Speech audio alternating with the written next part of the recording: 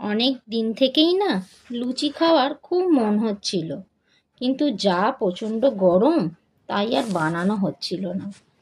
আজ একটু গরমটা কম, তাই নিজের মনের ইচ্ছাটাকে দমিয়ে না রেখে লুচি বানিয়েই ফেললাম।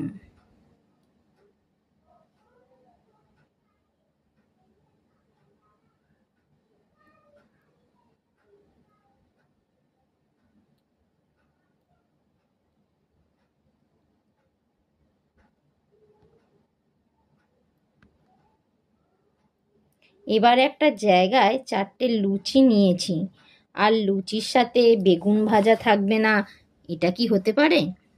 আর নিয়ে নেব 1 বাটি ঘুগনি, শসা, পেঁয়াজ, টমেটোর স্যালাড নিয়ে নিলাম, আর থাকছে আম।